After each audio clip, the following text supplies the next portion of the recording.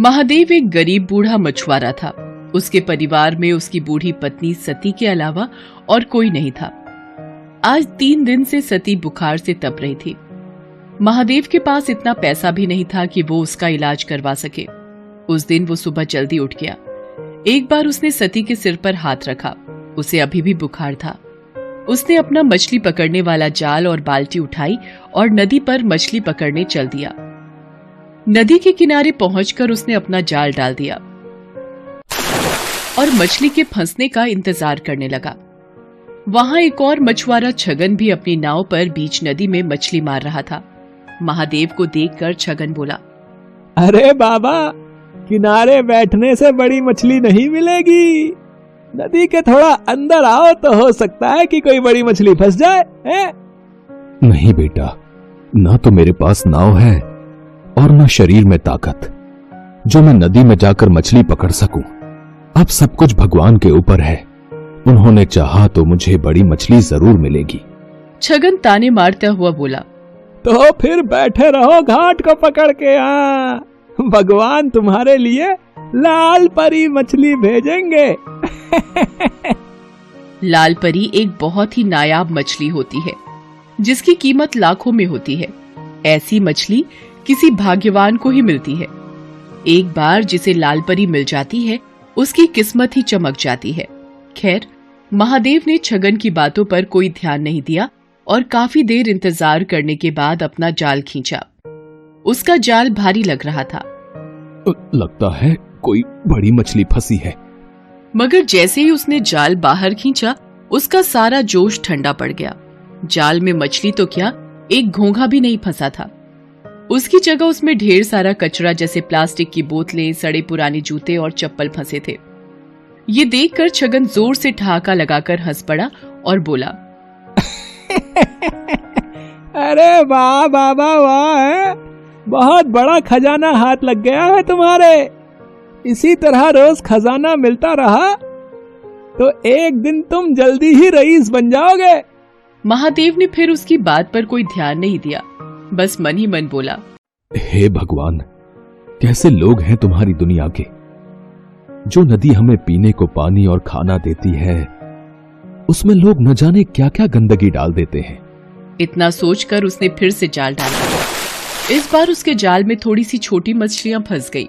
लगातार मेहनत करने से महादेव का बूढ़ा शरीर थक गया था, इसलिए जो मछलियां फंसी थीं उन्हें समेटकर महादेव बाजार चल पड़ा। दिन भर महादेव ग्राहकों का इंतजार करता रहा, मगर छोटी मछलियां होने के कारण उससे मछली खरीदने कोई नहीं आया। बाकी के मछुआरे बड़ी बड़ी मछलियां पकड़ कर लाए थे। उनकी सारी मछलियां देखते ही देखते बिक गई। हे भगवान, शाम होने को आई है।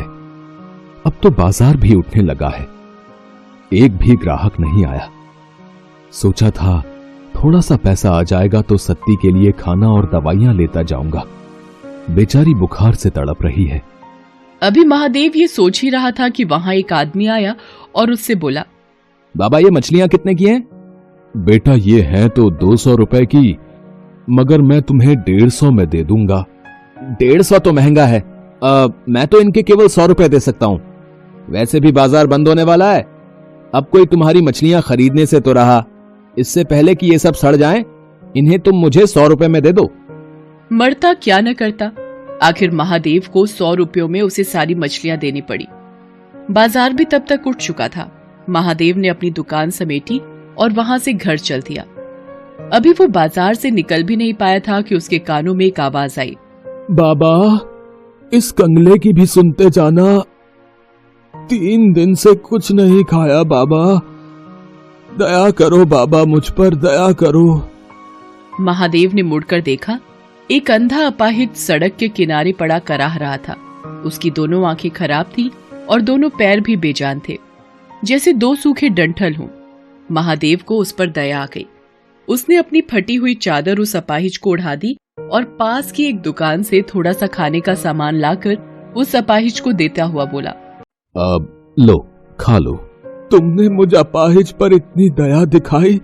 तुम कौन हो बाबा? महादेव उसे अपने बारे में बताता है।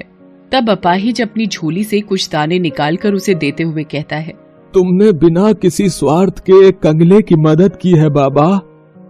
भगवान तुम्हें इसका फल जरूर देगा। लो ये दाने रख लो। कल जाल डालने से पहले इन दानों को नदी में छिड़क देना।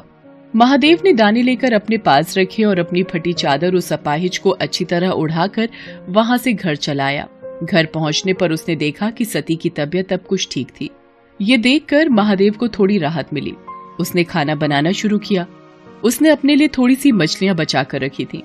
उन मछलियों के साथ उसने आज खरीदे हुए थोड़े से चावल और आलू बनाए और सती को खिलाया। सती को खिलाकर सुलाने के बाद जैसे ही वो खाने बैठा, तभी वहाँ गांव का कुत्ता कालू आ गया। कालू को देखते ही महादेव के चेहरे पर मुस्कान तैर गई। वो कालू को पुचकारते हुए बोला, क्यों कालू बेटा, भूख लगी है? ठहर, अभी तुझे खाना देता हूँ। इसके बाद महादेव ने अपने बचे हुए खाने में से एक हिस्सा कालू के सामने डाल दिया। एक अरसे से महादेव ऐसा ही करता रहा था। वो जब भी खाने बैठता तब कालू वहाँ आता और महादेव कालू के साथ मिलावट कर खाना खाता।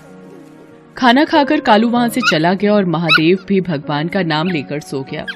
अगली सुबह वो फिर अपना जाल लेकर मछली पकड़ने चल दिया। नदी किनारे पहुंचकर उसे उन दानों की याद आई जो कल अपाहिज ने उसे दिए थे। उसने उन दानों को नदी में बिखेर दिया और फिर वहां अपना जाल डाल दिया। अभी थोड़ी ही देर हुए थे कि अचानक लगा जैसे जाल में कोई भारी चीज फंसी है। महादेव जाल को खींचने लगा, मगर बूढ़ा होने के कारण उससे जाल खींचा नहीं जा रहा था। जैसे तैसे काफी देर की मेहनत के बाद उसने जाल बाहर निकाला। जाल को देखते ही उसकी आंखें चौंधी आ गई। जाल में एक बड़ी सी लाल परी मछली फंसी थी। छगन मछुआरा भी ये सब देख रहा था। लाल परी को देखते ही उसकी आंखें आश्चर्य से फट पड़ी। उसने मन ही मन सोचा, अरे बाप रे, इतनी बड़ी लाल परी है? अगर ये मुझे मिल जाए तो हफ्ते भर की कमाई एक ही दिन में हो जाए। इस बुढ़े से किसी भी तरह ये मछली छीन लेनी चाहिए। उधर छगन की दुष्टता से अनजान महादेव किसी तरह उस मछली को उठाकर वहां से जा रहा था। तभी उसे एक तेज धक्का लगा और वो बुरी तरह जमीन पर गिर पड़ा। मछली भी उसके हाथ से छूट गई।